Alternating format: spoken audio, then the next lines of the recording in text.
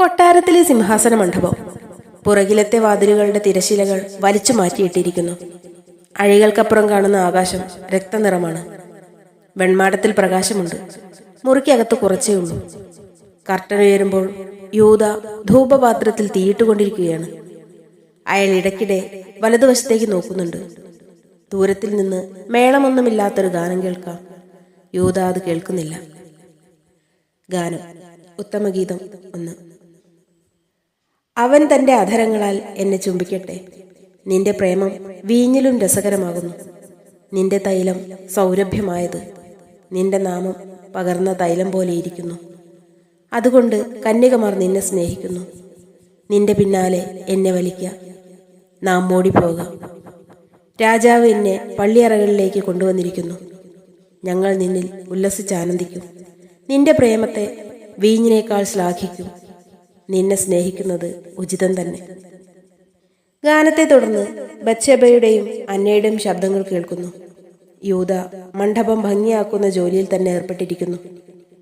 ബത്ശേബ: അന്ന, ഈ ഉടുപ്പ കല്ലിന്മേൽ വയ്ക്കൂ. അവിടെയല്ല, നനയും. അപ്പുറത്ത്. ഇതാ ഇതും കൂടി. എന്തൊരു തണുപ്പ്. അന്ന: ഇപ്പോഴത് തോന്നും. ബത്ശേബ: പോടി അവിടുന്ന്. അന്ന: എന്നെയാണ് നോക്കാൻ ഏൽപ്പിച്ചിരിക്കുന്നത്. ബത്ശേബ: ഇനി നിന്റെ നോട്ടത്തിന്റെ കുറവേ ഉള്ളൂ. അന്ന: പിന്നെ ആര് നോക്കണമെന്നാണ്? ബത്ശേബ: അസത്തിന്റെ നാക്ക് പിഴുത് കളയണം. അന്ന: ചോദിക്കാൻ ആളില്ലെന്നാണോ? ബത്ശേബ: ഉണ്ടായിരുന്നു, പണ്ട്, ഇസ്രായേലിലെ ചെറുപ്പക്കാർ മുഴുവനും. അന്ന: പറയുന്നത് കേട്ടോ? ബത്ശേബ പാടുന്നു. അവൻ തന്റെ അധരങ്ങളാൽ എന്നെ ചുംബിക്കട്ടെ. നിന്റെ പ്രേമം വീഞ്ഞിലും രസകരമാകുന്നു. പെട്ടെന്ന് യൂദ തന്റെ മറ്റു ജോലികൾ നിർത്തി വീഞ്ഞുപാത്രം എടുത്ത് തയ്യാറായി നിൽക്കുന്നു. വലതുവശത്തു നിന്ന് ദാവീദ് കണ്ണുതിരുമ്മി പ്രവേശിക്കുന്നു. ഉറക്കം പൂർണ്ണമായി വിട്ടുമാറിയിട്ടില്ല. യൂദ ഒഴിച്ചു കൊടുക്കുന്ന വീഞ്ഞു കുടിച്ച് പാത്രം യൂദാക്ക് എറിഞ്ഞു കൊടുത്തുകൊണ്ട് സാവധാനം ലാത്തുന്നു. അന്ന: ബത്ശേബ. ബത്ശേബ: അന്ന: അദ്ദേഹം പോയിട്ടിന്ന് എത്രയായി? ബത്ശേബ: നീ എന്തിനാണ് ഇതൊക്കെ അറിയുന്നത്? അന്ന: കാര്യമില്ല, സമ്മതം. ദിവസം എണ്ണുന്നവരോട് ചോദിച്ചു എന്ന് മാത്രം. ബത്ശേബ: പോടി, എന്തിനെല്ലാം ദിവസം എണ്ണാം? അന്ന: എണ്ണാമേ, എണ്ണാം. ബത്ശേബ. ബത്ശേബ പാടുന്നു. നിന്റെ നാമം പകർന്ന തൈലം പോലെ ഇരിക്കുന്നു. അതുകൊണ്ട് കന്യകമാർ നിന്നെ സ്നേഹിക്കുന്നു. ഇതിനിടയിൽ ദാവീദ് വെൺമാടത്തിലേക്ക് നടക്കുന്നു. ഒരാവൃത്തി വെൺമാടത്തിലൂടെ നടന്ന് തിരിച്ചു വരുമ്പോൾ വാതിലിന്റെ അടുത്ത് വെച്ച് ദൂരത്തിൽ എന്തോ കണ്ടതുപോലെ പെട്ടെന്ന് നിന്ന് സൂക്ഷിച്ചു നോക്കുന്നു. അല്പം കഴിഞ്ഞ് കള്ളക്കണ്ണിട്ട് യൂദായെ നോക്കുന്നു. യൂദ വീഞ്ഞുപാത്രം നിറച്ചു നിൽക്കുകയാണ്. ദാവീദ് വീഞ്ഞുപാത്രം വാങ്ങി യൂദായോട് പൊയ്ക്കൊള്ളാൻ ആംഗ്യം കാണിച്ച് തനിയെ ആയപ്പോൾ പാത്രം പീഠത്തിൽ വെച്ച് വീണ്ടും വെൺമാടത്തിലേക്ക് പോകുന്നു. അഴികളോട് ചേർന്നു നിൽക്കുന്ന ദാവീദിന്റെ മുഖത്ത് അന്തിച്ചുവപ്പ് വീഴുന്നുണ്ട്. ഇതിനിടയിലെല്ലാം ദൂരത്തിലെ സംഭാഷണം തുടരുകയാണ്. ദാവീദ് പൂർണ്ണമായി ഉണർന്നിട്ടുണ്ട്. വല്ലാതെ അസ്വസ്ഥനുമായിരുന്നു. നീ എന്താ ചോദിച്ചത്? അന്ന: അല്ല, ഞാൻ ഓർക്കുകയായിരുന്നു. ദാവീദ് രാജാവിന് എത്ര ഭാര്യമാരുണ്ട്? ബത്ശേബ: എന്താ, കൂട്ടത്തിൽ പേരെഴുതിക്കണോ? അന്ന: ഇനി ഈ വയസ്സുകാലത്താണ്. ഇത്രയധികം എന്തിനാണെന്ന് ഓർത്തു പോയി എന്ന് മാത്രം. ബത്ശേബ: ചന്ദ്രൻ ഒന്നു മതി, നക്ഷത്രങ്ങൾ നിരവധി. അന്ന: മറിച്ചായിക്കൂടെ? ബത്ശേബ: ആകാമായിരിക്കാം, എനിക്കറിഞ്ഞുകൂടാ. വേണ്ട താനും. മൂളുന്നു. തൈലം പോലെ ഇരിക്കുന്നു. അതുകൊണ്ട് ഈ തലമുടി ഒന്ന് പിന്നെ മുറുക്കി പിന്നെ. വേണ്ട, കെട്ടണ്ട. അന്ന: അങ്ങോട്ട് തിരിഞ്ഞു നിൽക്ക്.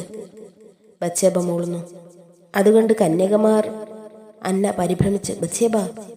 ബത്ശേബ: ഒന്നും മിണ്ടാതിരി, നേരം കുറയായി, പോകണ്ടേ? അന്ന: അതല്ല ബത്ശേബ. പെട്ടെന്ന് നിയന്ത്രണം വിട്ട് പൊട്ടിച്ചിരിക്കുന്നു. ബത്ശേബ: എന്താണ് ഇരിക്കുന്നത്? എനിക്ക് തണുത്ത് വിറയ്ക്കുന്നു. ആ ഉടുപ്പിങ്ങട്. അന്ന ചിരി നിർത്താതെ: ഇനി എന്തിനാണ്? ബത്ശേബ: നീ എന്താണീ പറയുന്നത്? അന്ന: ഓ, എനിക്ക് നാണമാകുന്നു. ബത്ശേബ: കൊഞ്ചിക്കുഴയാതെ കാര്യം പറയാൻ. അന്ന: അതാ നോക്ക്, കൊട്ടാരത്തിന്റെ. ബത്ശേബ: കൊട്ടാരത്തിന്റെ? അന്ന: വെൺമാടത്തിൽ ആരോ. ബത്ശേബ: ശവം. എന്നിട്ട് നീ ഇതുവരെ പറയാതെ? അന്ന: ഞാനിപ്പോഴല്ലേ കണ്ടത്. ബത്ശേബ, ആരാണത്? അന്ന, കൊട്ടാരത്തിന്റെ വെൺമാടത്തിൽ ആരായിരിക്കും? ബത്ശേബ, അയ്യോ. അന്ന, തിരുമേനി തന്നെ. ബത്ശേബ, വരൂ പോകാം, വേഗമാകട്ടെ. ദാവീദ് വല്ലാതെ അസ്വസ്ഥനായി കഴിഞ്ഞിരുന്നു. പല പ്രാവശ്യം വീഞ്ഞു കുടിച്ചു നോക്കി.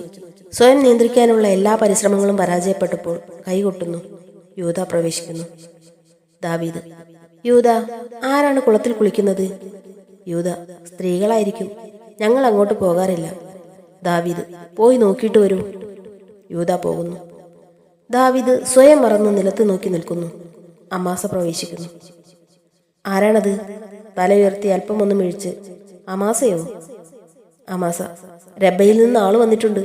ദാവീദ് വിരസമായി, എന്താണ് വിശേഷം? അമാസ, പ്രത്യേകിച്ചൊന്നുമില്ല, ജയിക്കാൻ വിഷമമില്ലെന്നാണ്. നിരോധം തുടങ്ങി. ദൂതനെ വിളിക്കണോ? യൂദ പ്രവേശിച്ച് ഒതുങ്ങി നിൽക്കുന്നു. ദാവീദ്, പ്രത്യേകിച്ചൊന്നുമില്ലെന്നല്ലേ പറഞ്ഞത്? അവർ കിണറുകൾ പിടിച്ചോ? അമാസ, ആദ്യമേ പിടിച്ചു. ദാവീദ്, കൊള്ളാം, അമ്മോന്യർ ഇങ്ങോട്ട് ആക്രമിച്ചോ? അമാസ, പറയത്തക്ക ആക്രമണമൊന്നും ഉണ്ടായിട്ടില്ലെന്നാണ്. ദാവീദ്, പ്രതീക്ഷിച്ചത് തന്നെ. എന്നാൽ ദൂതനെ പറഞ്ഞയക്കൂ. അമാസ പോകുന്നു. ദാവീദ് ആംഗ്യം കാണിച്ച് യൂദായെ വിളിക്കുന്നു. യൂദ, ഊറിയാവിന്റെ ഭാര്യ. ദാവീദ്, ഏലിയാമിന്റെ മകളല്ലേ? യൂദ, അതെ. ദാവീദ്, കൂടെ ഉണ്ടായിരുന്നത് ആരാണ്? യൂദ, ദാസി അന്ന, ഒരു വിധവയാണ്. ആരോ വരുന്ന ശബ്ദം കേട്ട് യൂദായോട് എന്തോ രഹസ്യം പറഞ്ഞയക്കുന്നു. അമാസയും ഇസഹാക്കും പ്രവേശിക്കുന്നു. ദാവീദ്, എന്താ ഇസഹാക്ക്? അമാസ, ഇസഹാക്കുമായി അന്ന് ആലോചിച്ച കാര്യം. ദാവീദ്, ഏത്? ഇസഹാക്ക്, അത് നിൽക്കട്ടെ, രബ്ബയിൽ നിന്ന് എന്താണ് വർത്തമാനം? ഞങ്ങളെ കൊണ്ടൊക്കെ വല്ല പ്രയോജനവും? അമാസ, വയസ്സ് 76 ദാവീദ്, എത്ര വയസ്സായാലും എന്താണ്? വീരന്മാരെന്നും വീരന്മാർ തന്നെ. ഇസഹാക്ക്, വയസ്സായെങ്കിലും യഹോവയ്ക്ക് വേണ്ടി ഒരു വാളെടുക്കാൻ ഇന്നും കഴിയും. അമാസ, ഇസഹാക്കിനൊരു നിർദ്ദേശമുണ്ട്. അന്ന് ദേവാലയം പണിയുവാൻ കുറെ വെള്ളിയും പൊന്നും സംഭരിക്കുന്ന കാര്യം പറഞ്ഞല്ലോ.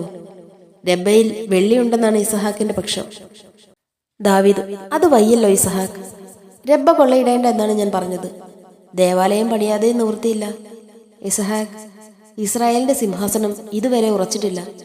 ഇസഹാക്ക്, എന്ന് പറയുന്നത് സങ്കടമാണ്. ദാവീദ്, ഞാൻ എന്റെ കാര്യമല്ല ഉദ്ദേശിക്കുന്നത്, എന്റെ നില ഉറച്ചതാണ്. ശരി, പക്ഷേ സാക്ഷിയിൻ പെട്ടകം ഒരു വെറും കൂടാരത്തിൽ കഴിയുന്നിടത്തോളം കാലം ഇസ്രായേൽ സിംഹാസനം ഉറച്ചിട്ടില്ല. ഇസഹാക്ക്, ദേവാലയം നമുക്ക് കൂടിയേ തീരൂ.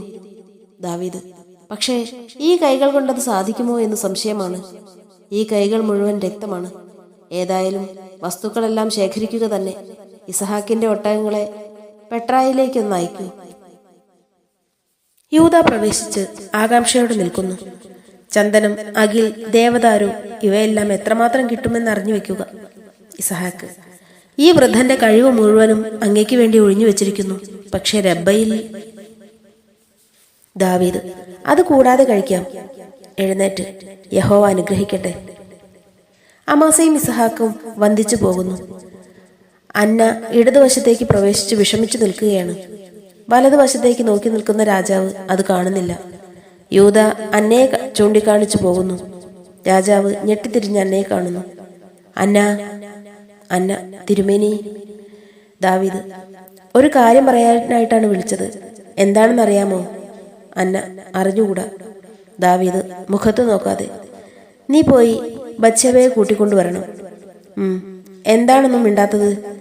അന്ന, മിണ്ടാൻ എനിക്ക് ധൈര്യമില്ല. ദാവീദ്, എന്തുകൊണ്ട്? മനസ്സിലുള്ളത് പറഞ്ഞുകൊള്ളൂ. അന്ന പെട്ടെന്ന് തലയുയർത്തി, തിരുമേനി, അദ്ദേഹം പോയിട്ട് 3-4 ദിവസമേ ആയിട്ടുള്ളൂ. ദാവീദ്, അതെല്ലാം എനിക്കറിയാം, പക്ഷേ ബത്ശേബയെ കണ്ടേ തീരൂ. അന്ന, അവിടുന്ന് ബത്ശേബയുടെ ഇഷ്ടം എന്താണെന്ന് ആലോചിക്കുന്നില്ലെന്ന് തോന്നുന്നു. ദാവീദ്, ബത്ശേബയ്ക്കും സ്വപ്നങ്ങളുണ്ടായിരിക്കാം, ഇല്ലെന്ന് എങ്ങനെ പറയാൻ കഴിയും? അന്ന, അത് പതിവില്ല. ദാവീദ്, അല്ലായിരിക്കാം. അന്ന, നിന്റെ മനോഭാവം എനിക്ക് മനസ്സിലാകുന്നുണ്ട്. എനിക്കതിൽ പരിഭവമില്ല. പക്ഷേ അതുകൊണ്ടൊന്നും പ്രയോജനമില്ല. ഇത് ഞാൻ തീർച്ചയാക്കിയ കാര്യമാണ്.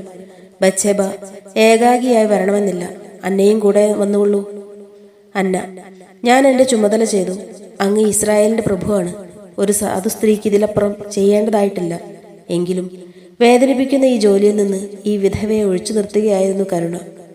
അങ്ങയുടെ ആജ്ഞ ഞാൻ അവളെ അറിയിക്കാം. ദാവീദ്: ആജ്ഞ? അന്ന: അങ്ങനെയാണ് എനിക്ക് തോന്നുന്നത്. മറ്റെന്തായാലും അവൾ അനുസരിക്കുകയില്ല. അനുസരിച്ചു കൂടാത്തതാണ്. പക്ഷേ രാജകൽപ്പനയ്ക്ക് വിരുദ്ധമായി പ്രവർത്തിക്കാൻ ഒരു പ്രജയും ഇഷ്ടപ്പെടുകയില്ല. ദാവീദ്: അതൊരു വേണ്ടാത്ത വ്യാഖ്യാനമാണ്. ശരി, അതായിരിക്കാം അന്നയ്ക്ക് തോന്നുന്നത്. എന്തായാലും ഇതൊരു രാജകൽപ്പനയേക്കാൾ ആക്കാൻ ഞാൻ ഉദ്ദേശിക്കുന്നില്ല. ഇപ്രാവശ്യം ഞാൻ തന്നെ തോൽക്കാം. അന്ന പോകൂ. അന്ന വന്ദിച്ചു പോകുന്നു. ചിന്താഗ്രസ്തനായി കുറച്ചിട നടന്ന് രാജാവ് വീഞ്ഞുപാത്രമെടുത്ത് കുടിക്കാനൊരുമ്പെടുന്നു. അതിൽ വീഞ്ഞില്ല. രംഗം 4. ഊറിയാവിന്റെ ഭവനം. ബത്ശേബയും അന്നയും സംസാരിച്ചിരിക്കുകയാണ്. രണ്ടുപേരും ചിരിക്കുന്നു. ബത്ശേബ: മതി മതി, എനിക്കായ കാര്യം ഓർക്കുമ്പോൾ നാണമാകുന്നു. അന്ന: അദ്ദേഹത്തിന് അത്ര നാണമൊന്നും കണ്ടില്ല. ബത്ശേബ: എനിക്കത് മനസ്സിലാകുന്നു, ഈ വയസ്സുകാലത്ത്. അന്ന: ഞാൻ ഒട്ടും മടിച്ചില്ല, കുറച്ചങ്ങ് പറഞ്ഞു കൊടുത്തു. ബത്ശേബ: ഇവിടെ വന്നിരുന്ന് എന്തു വേണമെങ്കിൽ തട്ടിമുളിക്കാമല്ലോ. അന്ന: പിന്നെ രാജാവായാലെന്താ, മാനവും മര്യാദയും ഒന്നും വേണ്ടേ? ബത്ശേബ: അന്നയുടെ മട്ട് കണ്ടിട്ട് അന്നയെയും നോട്ടം വിട്ടതുപോലെ തോന്നുന്നു. അന്ന: ഇനി എന്നെയും വെറുതെ വിടുമോ എന്ന് ആരറിഞ്ഞു? രണ്ടുപേരും പൊട്ടിച്ചിരിക്കുന്നു. ചിരിക്കിടയിൽ ദാവീദ് തല മൂടി പൊതിച്ചുകൊണ്ട് പ്രവേശിക്കുന്നു. സ്ത്രീകളുടെ പുഞ്ചിരി പെട്ടെന്ന് നിൽക്കുന്നു. അവർ എഴുന്നേറ്റ് ഭയപ്പെട്ടു നിൽക്കുന്നു. ദാവീദ്: ഭയപ്പെടേണ്ട അന്ന, നിങ്ങൾ അങ്ങോട്ട് വന്നില്ലെങ്കിൽ ഞാൻ ഇങ്ങോട്ട് വരും. അന്ന പോകാൻ ഭാവിക്കുന്നു. അന്ന എവിടെ പോകുന്നു? അന്നയ്ക്കും കൂടി കേൾക്കാൻ വയ്യാത്തതൊന്നും ഞാൻ ബത്ശേബയോട് സംസാരിക്കുന്നില്ല. അന്ന: ക്ഷമിക്കണം തിരുമേനി, ഞാൻ അടുക്കളയിലുണ്ടായിരിക്കും. ആവശ്യമുള്ളപ്പോൾ വിളിച്ചാൽ മതി. പുറകിലത്തെ വാതിൽ കൂടി പോകുന്നു. ദാവീദ്: എന്താ ബത്ശേബ വീഴ്ച നിൽക്കുന്നത്? വീട്ടിൽ അതിഥികൾ വന്നാൽ സ്വീകരിക്കണ്ടേ? ബത്ശേബ: ഞങ്ങൾക്ക് ഇതുപോലുള്ള അതിഥികൾ പതിവില്ല. ഒരു പീഠം എടുത്ത് ശരിയാക്കിയിടുന്നു. ദാവീദ് ഇരിക്കുന്നു. ദാവീദ്: എന്താണ് നിശബ്ദമായി കളഞ്ഞത്? നിങ്ങൾ പറഞ്ഞത് ഞാൻ കേട്ടതിൽ വിഷമിക്കാനില്ല. അത്രയെല്ലാം ഞാൻ പ്രതീക്ഷിച്ചിരുന്നു തന്നെയാണ്. ബത്ശേബ: അങ്ങ് ഇവിടെ? ദാവീദ്: അതിലെന്താണ് അത്ഭുതം? എനിക്ക് വന്നുകൂടാത്ത സ്ഥലമല്ല ഇത്. അവിടെ ഇരിക്കാൻ ക്ഷമയുണ്ടാക്കാത്തത് കൊണ്ടാണ് ഇങ്ങോട്ട് പോന്നതെന്നത് മാത്രം. ബത്ശേബ: എങ്കിലും രാത്രി? ദാവീദ്: എനിക്ക് കളവ് പറയാൻ വശമില്ല. അതിനാവശ്യമുണ്ടെന്നും തോന്നുന്നില്ല. രാത്രി ആയതുകൊണ്ട് തന്നെയാണ് ഇങ്ങോട്ട് പോന്നത്. ബത്ശേബ: എന്താണ് പറയേണ്ടതെന്ന് എനിക്ക് അറിഞ്ഞുകൂടാ. ദാവീദ്: ഒന്നും പ്രത്യേകിച്ച് പറയാനുമില്ല. എനിക്ക് ബത്ശേബയെ കണ്ടേ തീരുവെന്ന് തോന്നി. അങ്ങോട്ട് ക്ഷണിച്ചു, വന്നില്ല. അതുകൊണ്ട് ഇങ്ങോട്ട് വന്നു. കുറച്ചു കഴിഞ്ഞ് പോവുകയും ചെയ്യും. വീഞ്ഞു കൊണ്ട് അന്ന പ്രവേശിക്കുന്നു. ബത്ശേബ വീഞ്ഞു വാങ്ങി രാജാവിന് കൊടുത്തുകൊണ്ട്: നല്ല മധുരമുണ്ടായിരിക്കേയില്ല. ദാവീദ്: കൈകൾക്കുള്ള മധുരം മതി. കുറേശ്ശെ കുടിക്കുന്നു. ബത്ശേബ: അങ്ങ് എന്നെ ധർമ്മസങ്കടത്തിലാക്കുകയാണ്. ഒന്നും മിണ്ടാതിരിക്കുന്നത് ശരിയല്ല. എത്ര സംസാരിച്ചാലും തെറ്റായിരിക്കുകയും ചെയ്യും. ദാവീദ്: അതിഥികളോട് സംസാരിക്കുന്നതിൽ എന്ത് തെറ്റുണ്ടാകാനാണ്? ബത്ശേബ: അതിഥി സാധാരണക്കാരനല്ലാതിരിക്കുമ്പോൾ? ദാവീദ്: കുറച്ചു സമയത്തേക്ക് സാധാരണക്കാരനാണെന്ന് സങ്കല്പിക്കൂ. അന്ന കുറച്ച് പഴങ്ങൾ കൊണ്ടുവന്ന് വെക്കുന്നു. അന്ന ഞാൻ വരുമെന്നറിഞ്ഞതുപോലെ തോന്നുന്നു. അന്ന: ഇല്ല ഇല്ല, ഞാനൊരു സാധു കിഴവിയാണ് തിരുമേനി. ദാവീദ്: അതെ, അതുതന്നെയാണ് ഞാൻ പറഞ്ഞതിനർത്ഥം. അന്ന വന്ദിച്ചു പോകുന്നു. ബത്ശേബ: എന്താണ് ഇത്ര പരിഭ്രമം? ബത്ശേബ: എന്റെ ശക്തിക്കപ്പുറം ചിലതുണ്ട്. ദാവീദ്: അതോ എന്റെ ശക്തിക്കപ്പുറമെന്നാണോ ഉദ്ദേശിക്കുന്നത്? ബത്ശേബ: അല്ല. ദാവീദ്: എങ്കിൽ അതെന്താണെന്ന് പറയൂ. ബത്ശേബ: അങ്ങ് ആരാണെന്ന് മറക്കാൻ. ദാവീദ്: ഞാൻ ആരാണ്? ബത്ശേബ: അത് ഞാൻ പറയണോ? ദാവീദ്: വേണം. ബത്ശേബ: എന്നെ വിഷമിപ്പിക്കാതെ. ദാവീദ്: രാജാവാണെന്നാണോ? അതിലപ്പുറം എന്നിൽ യാതൊന്നുമില്ലേ? ബത്ശേബ: പരാക്രമിയാണ്. ദാവീദ്: അതിലും ഹൃദ്യമായിട്ടൊന്നുമില്ലേ? ബത്ശേബ: ഗായകൻ. ദാവീദ്: എന്നെ ഗായകനായി കാണുന്നത് എനിക്ക് സന്തോഷമാണ്. ഇതെനിക്ക് പാടാൻ കഴിവില്ലെങ്കിലും. ബത്ശേബ സംസാരിക്കേണ്ട, പാടിയാൽ മതി. ബത്ശേബ: ഇത് അവസരമാണോ? ദാവീദ്: അല്ലായിരിക്കാം. പാടാൻ ഞാൻ നിർബന്ധിക്കുന്നുമില്ല. ഞാൻ ഗായകനായിട്ടുമല്ല ഇന്നിവിടെ വന്നത്. ബത്ശേബ: പിന്നെ? ദാവീദ്: വെറും ഒരു മനുഷ്യൻ, ഒരു പുരുഷൻ. ബത്ശേബ: അത് ന്യായമല്ല തിരുമേനി. ദാവീദ്: ന്യായവും അന്യായവും പരിഗണിക്കാനുള്ള കഴിവ് എന്നിൽ അവശേഷിച്ചിട്ടുണ്ടായിരുന്നെങ്കിൽ ഞാൻ ഈ തീർത്ഥയാത്രയ്ക്ക് ഇറങ്ങിത്തിരിക്കില്ലായിരുന്നു. അത് മനസ്സിലാക്കാൻ മാത്രം ബുദ്ധി ബത്ശേബയ്ക്കുണ്ട്. എല്ലാ സ്ത്രീകൾക്കും അതുണ്ടെന്നാണ് എൻ്റെ അനുഭവം. ബത്ശേബയുടെ ഇഷ്ടം പോലെ എന്നെ സ്വീകരിച്ചുകൊള്ളൂ. പക്ഷേ കൊച്ചുകുട്ടികളെ പോലെ സങ്കല്പം അഭിനയിക്കാനുള്ള പ്രായമില്ല എനിക്ക്. ബത്ശേബയ്ക്കും: ബത്ശേബ: അഭിനയിക്കണമെന്ന് എനിക്ക് മോഹമില്ല. പക്ഷേ കണ്ണു തുറന്നാൽ കാണുന്നത് പേടിപ്പിക്കുന്നതാണെങ്കിൽ കണ്ണടയ്ക്കുകയാണ് ഉചിതം. ദാവീദ്: എന്താണ് പേടിപ്പിക്കുന്നത്? ബത്ശേബ: ഇത് എവിടെ അവസാനിക്കും? ഞാൻ പറയുന്നത് അവിവേകമാണെങ്കിൽ ക്ഷമിക്കുക. അങ്ങനെ നിർബന്ധിച്ച് പറയിക്കുകയാണ്. ദാവീദ്: എവിടെ അവസാനിക്കുമെന്ന് ബത്ശേബയ്ക്ക് തീരുമാനിക്കുവാനോ പ്രവചിക്കാനോ കഴിവില്ല. എനിക്കുമില്ല. ബത്ശേബ: ഇതെല്ലാം അങ്ങയുടെ പരിധിക്കുള്ളിലായി കാണുമെന്ന് ഞാൻ പ്രതീക്ഷിക്കുന്നു. ദാവീദ്: എന്റെ പ്രായവും അനുഭവജ്ഞാനവുമാണ് ബത്ശേബയെ ഉദ്ദേശിക്കുന്നതെങ്കിൽ ബത്ശേബ, അതൊരു നീണ്ട കഥയാണ്. ഞാൻ രാജാവാണ്, ശക്തനാണ്, എനിക്ക് സർവ്വ ഐശ്വര്യങ്ങളുമുണ്ട്. സമ്മതിച്ചു. പക്ഷേ ഞാൻ ഇന്നും ഏകാഗിയാണ്. എഴുന്നേറ്റ് നടക്കുന്നു. യോനാഥൻ മരിച്ചതിൽ പിന്നീട് ഞാൻ സ്നേഹം എന്തെന്നറിഞ്ഞിട്ടില്ല. ഞാനൊരു സഖിയെ കണ്ടെത്തിയുമില്ല ഇന്നലെ വരെ. ബത്ശേബ: അങ്ങ് സഖിയെയാണ് തേടിയതെങ്കിൽ കണ്ടെത്തിയ സമ്പ്രദായം നല്ലതല്ല. ദാവീദ്: ഞാനത് സമ്മതിക്കുന്നില്ല. സമ്പ്രദായങ്ങളെല്ലാം എനിക്കൊരുപോലെയാണ്. മീഖളിനെ ഞാൻ കണ്ടെത്തി. അവൾ എന്നെ വിട്ടുപോയി. ഞാൻ പ്രതികാരം നടത്തി. പക്ഷേ അതുകൊണ്ട് എൻ്റെ മനസ്സിന് സ്വസ്ഥതയുണ്ടായില്ല. അബിഗയിൽ എന്നെ കണ്ടെത്തി. ഒരു നല്ല ദാസി, അതിലപ്പുറമൊന്നുമില്ല. പിന്നെയുള്ളവരുടെ കഥയും വ്യത്യസ്തമല്ല. നിരന്തരമായി ശല്യപ്പെടുത്തുന്ന കുറേ സന്തതികളെ ലഭിച്ചത് മാത്രം മിച്ചം. ആദ്യമെല്ലാം ഞാൻ എൻ്റെ അസ്വസ്ഥത ശത്രു രക്തത്തിൽ മുക്കിക്കൊന്നു. എത്ര കാലം മനുഷ്യർ കശാപ്പുകൊണ്ട് ആത്മശാന്തി നേടും? പാടാനാണെങ്കിൽ അക്കാലം കഴിഞ്ഞുപോയി. ബത്ശേബ, ഇന്നെൻ്റെ ഹൃദയം ശൂന്യമാണ്. ബത്ശേബ: തിരുമേനി, അങ്ങയുടെ സംസാരം എനിക്ക് സംഗീതമാണ്.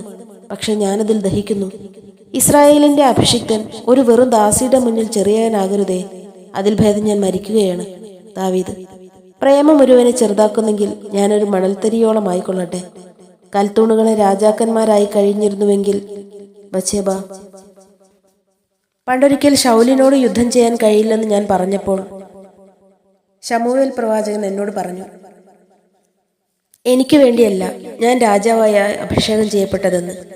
അന്ന് ഞാൻ അതിന്റെ അർത്ഥം മുഴുവനും മനസ്സിലാക്കിയില്ല. ഒളിച്ചു നടക്കുക, ബഹുമാനിക്കുന്ന രാജാവിനെതിരായി ലഹളയ്ക്ക് പുറപ്പെടുക, ആത്മസുഹൃത്തിന്റെ കിരീടം പിടിച്ചു പറിക്കുക, ഇതൊന്നും സന്തോഷകരമായ ചുമതലകളല്ല. നിരന്തരമായ സമരം, മുഖസ്തുതിക്കാരായ അന്തേവാസികൾ, ദുഷ്ടന്മാരായ സേവകർ.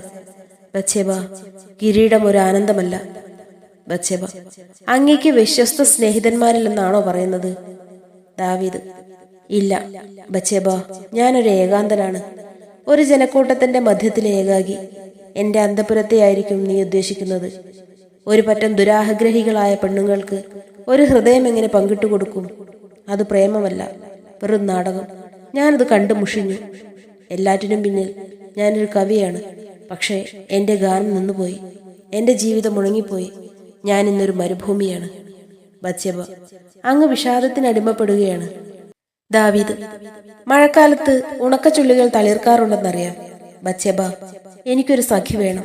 ബാലചാബല്യങ്ങൾക്കല്ല, ഒരു ജീവിത സഖി. സ്ത്രീകളുമായി എനിക്കുണ്ടായ വീഴ്ചകളൊന്നും സന്തോഷകരമായിരുന്നില്ലെന്ന് നിനക്കറിയാം. പ്രിയപ്പെട്ട ബത്ശേബ, എന്നെ രാജാവായി കാണാതെ. പരാക്രമിയായിട്ടല്ല, കവിയായിട്ടുമല്ല. എന്നെ ഒരു മനുഷ്യനായി കാണൂ. ഒരു സ്ത്രീയുടെ സ്നേഹത്തിന് ദാഹിക്കുന്ന ഒരു പുരുഷനായി മാത്രം. ബത്ശേബ: തിരുമേനി, എൻ്റെ ഹൃദയം അങ്ങയെ കാണിച്ചാൽ കൊള്ളാമെന്നുണ്ട്. പക്ഷേ ഞാനൊരു കവിയല്ല. എനിക്ക് തോന്നുന്നത് പറയാൻ അറിഞ്ഞുകൂടാ.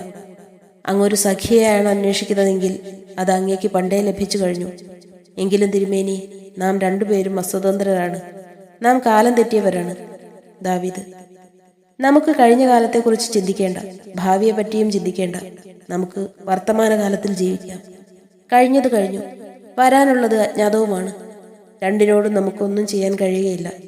ഇന്ന് മാത്രമാണ് നമ്മുടെ സ്വാധീനത്തിലുള്ളത്. ബത്ശേബ: ഇന്ന് നമ്മുടെ സ്വാധീനത്തിലുണ്ടോ? ദാവീദ്: അതെ എന്നാണ് എൻ്റെ വിശ്വാസം. അത് അഹന്തയായിരിക്കാം. എങ്കിലും ഒരു കവിക്ക് അങ്ങനെയല്ലാതെ ചിന്തിക്കാൻ വയ്യ.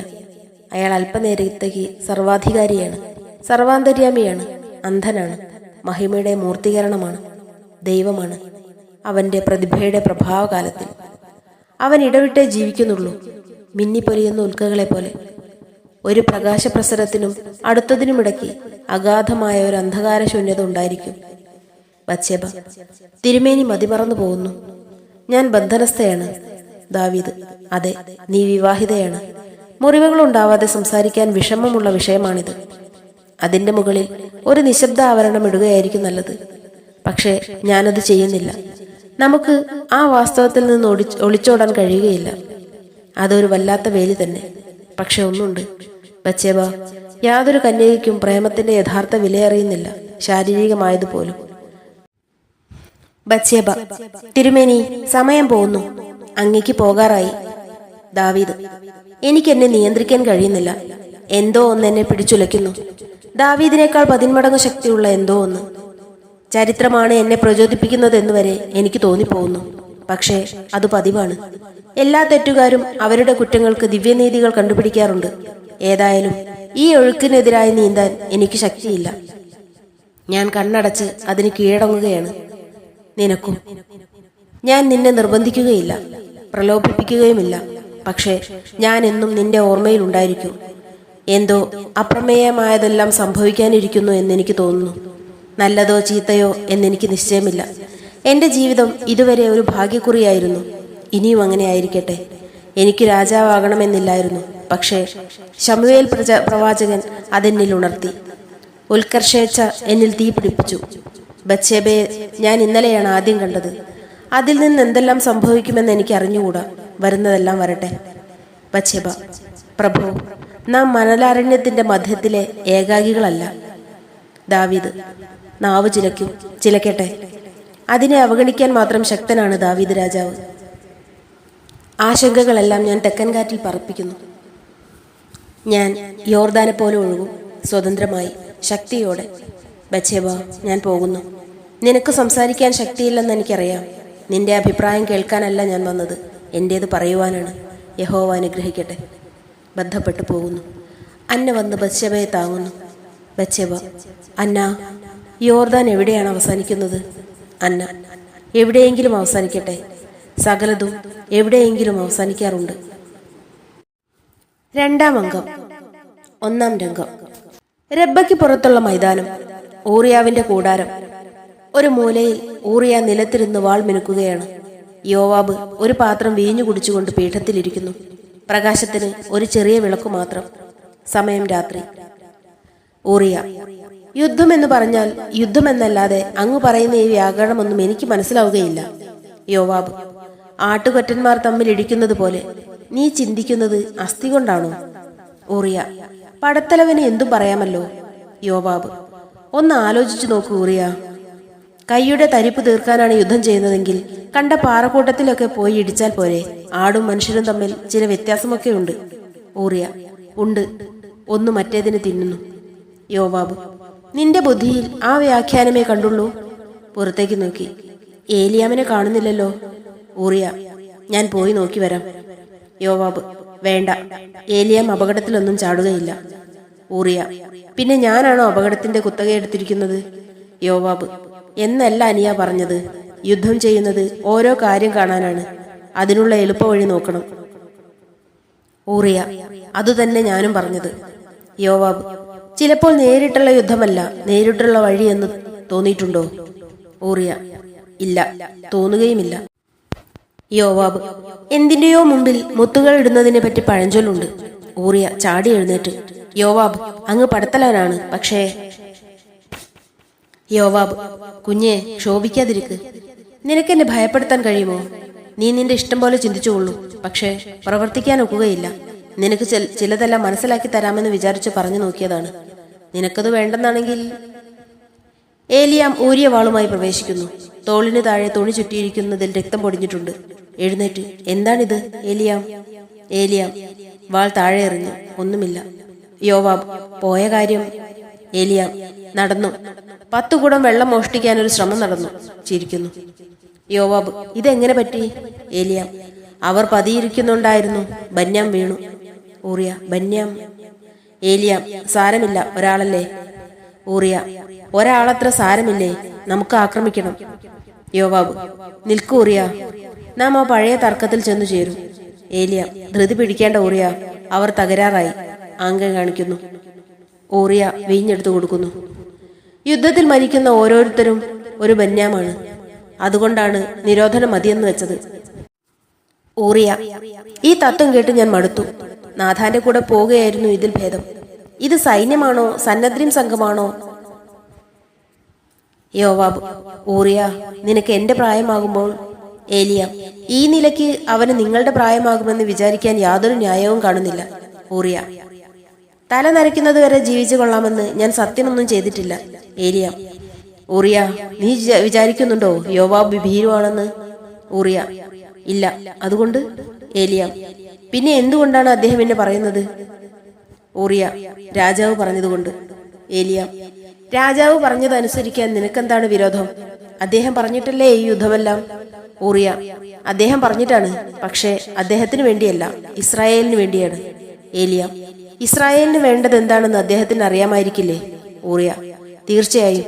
പക്ഷേ നാം ഈ കൽപ്പന ലംഘിച്ചാൽ അദ്ദേഹത്തിന് സന്തോഷമായിരിക്കും. ഏലിയാം: എന്തുകൊണ്ടാണ് അങ്ങനെ തോന്നുന്നത്? ഊറിയ: ഏറ്റവും കുറഞ്ഞ അപകടം നേരിടാൻ മാത്രമേ രാജാവ് നമ്മെ ഏൽപ്പിക്കൂ. അപകടമുള്ള കാര്യങ്ങൾ ധീരമായി ഏറ്റെടുത്തു ചെയ്യേണ്ടത് നാമാണ്.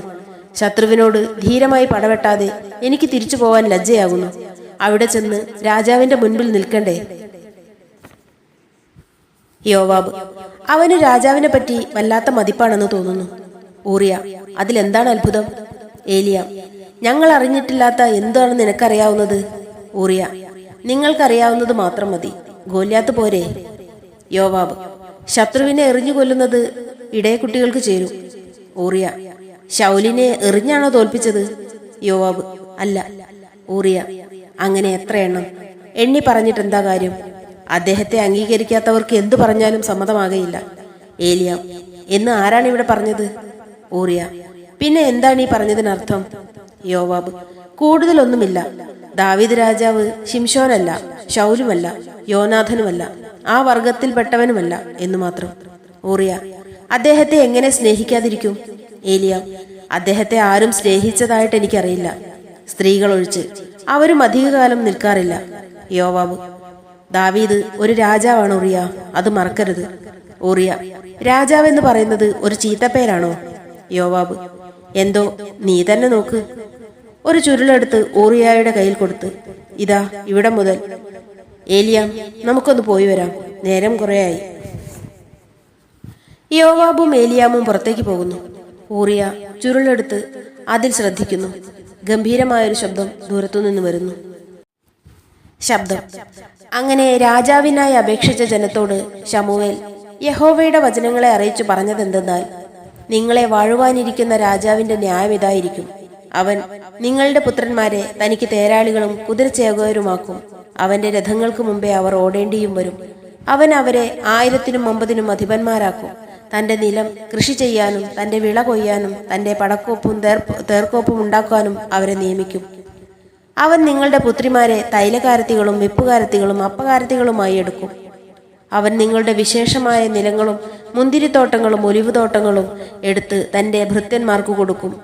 അവൻ നിങ്ങളുടെ വിളവുകളിലും മുന്തിരിത്തോട്ടങ്ങളിലും ദശാംശം എടുത്ത് തന്റെ ഷണ്ഡന്മാർക്കും ഭൃത്യന്മാർക്കും കൊടുക്കും. അവൻ നിങ്ങളുടെ ദാസിമാരെയും ദാസന്മാരെയും നിങ്ങളുടെ കോമള യുവാക്കളെയും നിങ്ങളുടെ കഴുതകളെയും പിടിച്ച് തങ്ങളുടെ വേലക്കാരാക്കും. അവൻ നിങ്ങളുടെ ആടുകളിൽ 10 എടുക്കും. നിങ്ങൾ അവന് ദാസന്മാരായിത്തീരും. നിങ്ങൾ തിരഞ്ഞെടുത്തിരിക്കുന്ന രാജാവ് നിമിത്തം അന്ന് നിങ്ങൾ നിലവിളിക്കും. ഊറിയ: ഛീ, രാജദ്രോഹം! എന്തെല്ലാം വേണ്ടാദിനങ്ങളാണ് എഴുതി കൂട്ടിയിരിക്കുന്നത്. കുപിതനായി ചുരുൾ നിലത്തെറിഞ്ഞിട്ട് ചവിട്ടി തേക്കുന്നു. 2-ാം അംഗം. ദാവീദിന്റെ കൊട്ടാരം. ദാവീദ് ശയ്യാതലത്തിൽ കിടക്കുന്നു. ബത്ശേബ ഒരു പീഠത്തിലിരുന്ന് പാടുന്നു. അന്ന അതിനടുത്തിരുന്ന് കിന്നരം വായിക്കുന്നു. ബത്ശേബ പാടുന്നു. ഉത്തമഗീതം 2. അതാ എന്റെ പ്രിയന്റെ സ്വരം. ശബ്ദം: അങ്ങനെ രാജാവിനായി അപേക്ഷിച്ച ജനത്തോട് ശമൂവേൽ യഹോവയുടെ വചനങ്ങളെ അറിയിച്ചു പറഞ്ഞതെന്തെന്നാൽ, നിങ്ങളെ വാഴുവാനിരിക്കുന്ന രാജാവിന്റെ ന്യായം ഇതായിരിക്കും. അവൻ നിങ്ങളുടെ പുത്രന്മാരെ തനിക്ക് തേരാളികളും കുതിരച്ചേവകരുമാക്കും. അവന്റെ രഥങ്ങൾക്ക് മുമ്പേ അവർ ഓടേണ്ടിയും വരും. അവൻ അവരെ 1000-50 അധിപന്മാരാക്കും. തൻ്റെ നിലം കൃഷി ചെയ്യാനും തൻ്റെ വിള കൊയ്യാനും തൻ്റെ പടക്കോപ്പും തേർക്കോപ്പും ഉണ്ടാക്കാനും അവരെ നിയമിക്കും. അവൻ നിങ്ങളുടെ പുത്രിമാരെ തൈലകാരത്തികളും വെപ്പുകാരത്തികളും അപ്പകാരത്തികളുമായി എടുക്കും. അവൻ നിങ്ങളുടെ വിശേഷമായ നിലങ്ങളും മുന്തിരിത്തോട്ടങ്ങളും ഒലിവുതോട്ടങ്ങളും എടുത്ത് തൻ്റെ ഭൃത്യന്മാർക്ക് കൊടുക്കും. അവൻ നിങ്ങളുടെ വിളവുകളിലും മുന്തിരിത്തോട്ടങ്ങളിലും ദശാംശം എടുത്ത് തൻ്റെ ഷണ്ഡന്മാർക്കും ഭൃത്യന്മാർക്കും കൊടുക്കും. അവൻ നിങ്ങളുടെ ദാസിമാരെയും ദാസന്മാരെയും നിങ്ങളുടെ കോമള യുവാക്കളെയും നിങ്ങളുടെ കഴുതകളെയും പിടിച്ച് തങ്ങളുടെ വേലക്കാരാക്കും. അവൻ നിങ്ങളുടെ ആടുകളിൽ 10 എടുക്കും. നിങ്ങൾ അവന് ദാസന്മാരായിത്തീരും. നിങ്ങൾ തിരഞ്ഞെടുത്തിരിക്കുന്ന രാജാവ് നിമിത്തം അന്ന് നിങ്ങൾ നിലവിളിക്കും. ഊറിയ: ഛീ, രാജദ്രോഹം! എന്തെല്ലാം വേണ്ടാദിനങ്ങളാണ് എഴുതി കൂട്ടിയിരിക്കുന്നത്. കുപിതനായി ചുരുൾ നിലത്തെറിഞ്ഞിട്ട് ചവിട്ടി തേക്കുന്നു. 2-ാം രംഗം. ദാവീദിന്റെ കൊട്ടാരം. ദാവീദ് ശയ്യാതലത്തിൽ കിടക്കുന്നു.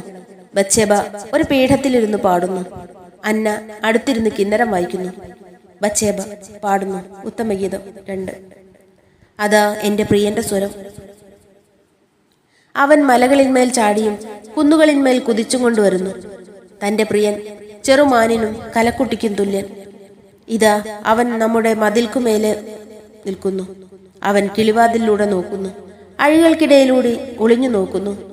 എൻ്റെ പ്രിയൻ എന്നോട് പറഞ്ഞത്: എൻ്റെ പ്രിയേ, എഴുന്നേൽക്ക, എൻ്റെ സുന്ദരി വരിക. ശീതകാലം കഴിഞ്ഞു, മഴയും മാറിപ്പോയല്ലോ. പുഷ്പങ്ങൾ ഭൂമിയിൽ കാണായി വരുന്നു.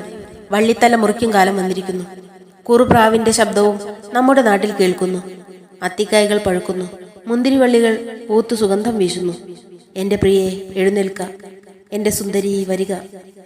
പാട്ട് കഴിഞ്ഞ് അന്ന പുറത്തു പോകുന്നു. ബത്ശേബ ഒരു വിശറിയെടുത്ത് രാജാവിന്റെ അടുത്ത് ചെന്ന് വീശുന്നു. ദാവീദ്: ഞാനല്ലേ വീശേണ്ടത്?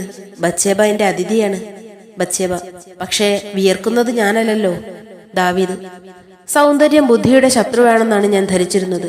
ബത്ശേബ: മുഖസ്തുതി കേൾക്കുകയല്ലേ രാജാക്കന്മാരുടെ പതിവ്, പറയുകയാണോ? ദാവീദ്: ഭാഗ്യവാനായ ഊറിയ. ബത്ശേബ: മഹാനായ ദാവീദ് രാജാവിനില്ലാത്ത ഭാഗ്യം എന്താണ്? ദാവീദ്: യൗവനം. ബത്ശേബ: അങ്ങ് അത്ര വൃദ്ധനാണോ? ദാവീദ്: അല്ലെന്നാണ് നിന്റെ അഭിപ്രായമെങ്കിൽ. ബത്ശേബ: എന്റെ അഭിപ്രായത്തിന് എന്ത് പ്രസക്തിയാണ്? ദാവീദ്: അഭിപ്രായമനുസരിച്ചല്ലേ സമ്മതവും. ബത്ശേബ: സമ്മതമോ? എനിക്കൊന്നും മനസ്സിലാകുന്നില്ല. ദാവീദ്: എല്ലാം മനസ്സിലായി കഴിഞ്ഞാൽ പിന്നെ ജീവിതത്തിനൊരു അർത്ഥവുമില്ല. പ്രത്യേകിച്ചും ബത്ശേബ ഒരു അത്ഭുതമായിരിക്കുകയാണ് എനിക്കിഷ്ടം. ബത്ശേബ: എനിക്കെന്താണ് പ്രത്യേകത, വിശേഷിച്ചും ഈ കൊട്ടാരത്തിൽ? ദാവീദ്: കനാൻ നാട്ടിൽ കുന്നുകൾ അനവധിയുണ്ട്. ഹെർമോൻ ഒന്നു മാത്രമേയുള്ളൂ. ബത്ശേബ: ഭൂമിശാസ്ത്രം പഠിപ്പിക്കാനാണോ അങ്ങനെ ക്ഷണിച്ചത്?